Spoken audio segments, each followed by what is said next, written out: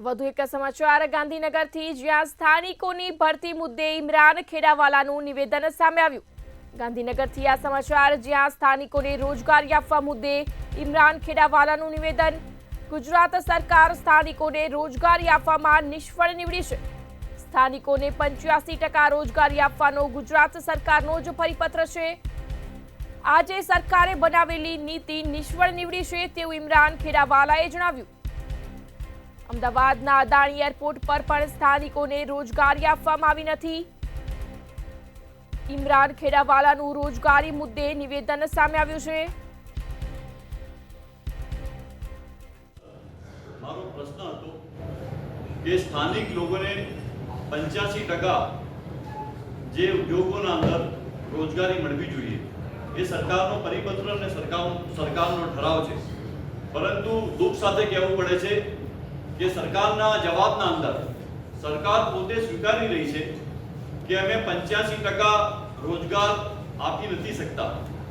એટલે અમદાવાદ શહેર અને અમદાવાદ જિલ્લાનો મારો પ્રશ્ન હતો કે અમદાવાદ એરપોર્ટ પર અદાણી એરપોર્ટ છે, અત્યારે એના અંદર 85% સ્થાનિક લોકોને રોજગાર મળવા જોઈએ, પરંતુ સરકારનો જવાબ છે ના અંદર કે ભાઈ અમે આ લોકોને રોજગાર આપી શક્યા નથી 85%।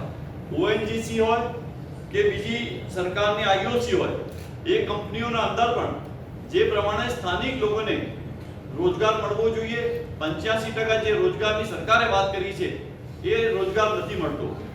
એક તરફ સરકાર યુવાનોને રોજગાર માટે અલગ અલગ મેળા કરતી હોય, પરંતુ હું સમજુ છું કે સરકારે પોતે બનાવેલી કંપનીઓ જે પ્રમાણે રોજગારી આપવામાં નિષ્ફળ નીવડી છે એ સરકારે આજે પોતે સ્વીકાર્યું છે।